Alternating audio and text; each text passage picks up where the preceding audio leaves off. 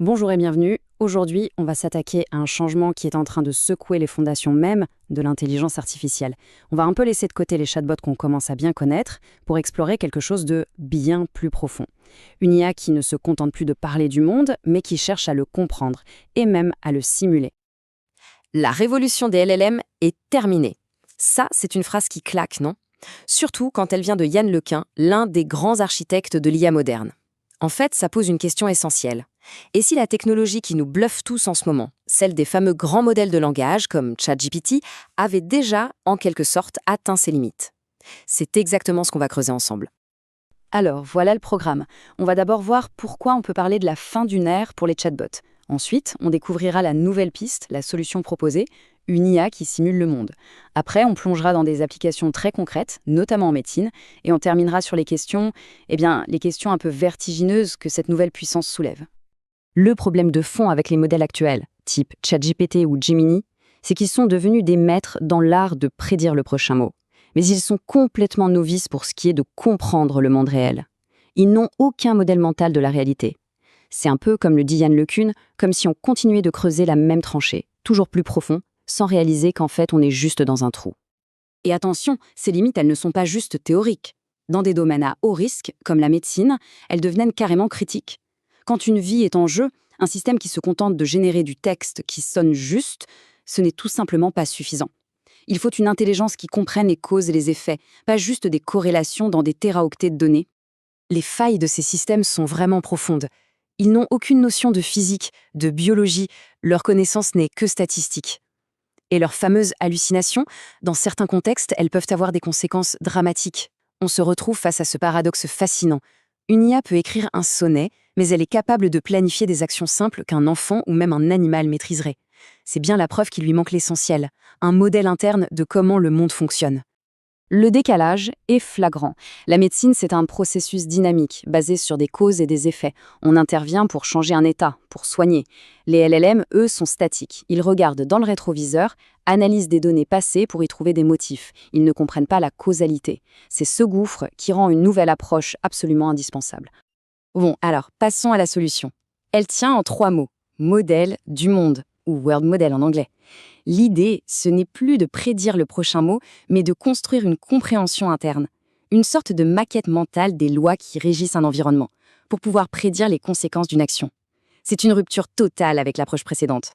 Voilà une définition un peu formelle, mais en gros, c'est simple. Pensez à votre propre modèle mental. Si on lâche une balle, on sait qu'elle va tomber. Pas parce qu'on a lu des millions de livres sur des balles qui tombent, non.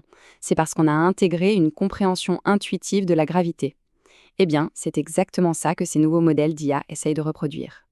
Derrière cette idée, il y a une technologie, un moteur. Son nom un peu technique, c'est GEPA pour Joint Embedding Predictive Architecture.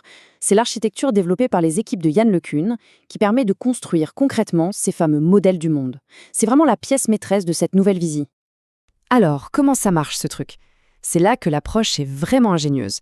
Au lieu d'essayer de prédire chaque pixel d'une vidéo future, ce qui demanderait une énergie folle, GEPA se concentre sur l'essentiel. Imaginez une vidéo d'une voiture qui roule. GEPA ne va pas s'embêter à prédire le reflet exact du soleil sur la vitre. Non, il va créer une représentation abstraite du concept de voiture et prédire sa trajectoire. En gros, il apprend à ignorer le bruit pour se concentrer sur ce qui compte vraiment. C'est beaucoup plus efficace. Et c'est là que tout prend son sens. On quitte la théorie pour voir comment cette technologie est en train de transformer un domaine aussi critique que la santé. On passe d'une simple aide au diagnostic à une véritable capacité de prédiction des trajectoires de soins. Et ça change tout. Les applications sont déjà en cours d'exploration et c'est assez bluffant. En cardiologie, une IA peut apprendre à reconnaître les structures du cœur pour mieux guider un examen. En oncologie, elle peut simuler comment une tumeur va réagir à différents traitements. Elle peut aussi anticiper la progression de maladies comme Alzheimer ou encore guider des robots chirurgicaux avec une précision folle. Ce n'est plus de la science-fiction, c'est la frontière de la recherche actuelle. Pour bien se rendre compte d'où on en est, on peut classer ces systèmes en 4 grands niveaux.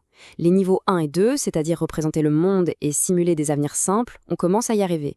Mais la vraie frontière, le Graal de la recherche, c'est les niveaux 3 et 4. Non seulement simuler, mais aussi planifier la meilleure série d'actions pour atteindre un objectif, et enfin, être capable de réagir parfaitement en temps réel. Évidemment, une IA capable de simuler l'avenir, ça soulève des défis d'une nature complètement nouvelle. On sort des problèmes purement techniques pour entrer de plain-pied dans des questions de gouvernance, d'éthique et de confiance. Parce que, pour qu'un tel modèle soit vraiment utile en médecine, il doit aller bien au-delà de la biologie. Il doit simuler non seulement le corps du patient, mais aussi tout l'écosystème humain autour. La confiance de cette personne, le niveau de stress d'un médecin, les contraintes d'un hôpital, c'est là que la complexité devient absolument vertigineuse. Et voilà les questions qui fâchent, celles qu'on doit se poser dès maintenant. Si une IA simule qu'un traitement va marcher, comment on peut en être sûr avant de l'appliquer? Comment on audite un futur qui n'a pas encore eu lieu? Et surtout, si ça tourne mal, qui est responsable? Le médecin, le développeur, l'IA elle-même? Maîtriser la simulation, ça veut dire maîtriser la planification du soin, avec toutes les responsabilités que ça implique. Tout ça nous amène à la question finale, qui est peut-être la plus profonde.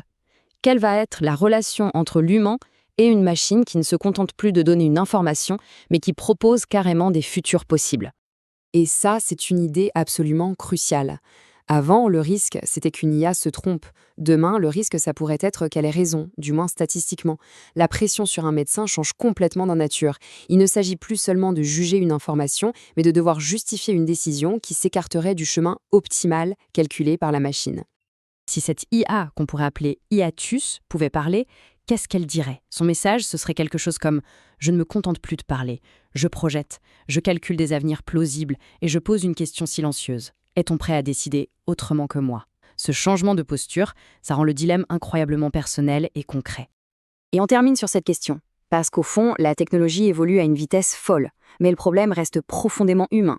Une IA peut nous montrer le chemin statistiquement le plus sûr, le plus efficace, mais est-ce que c'est toujours le chemin le plus souhaitable, le plus humain? Ça, c'est à nous de le décider. La question reste grande ouverte.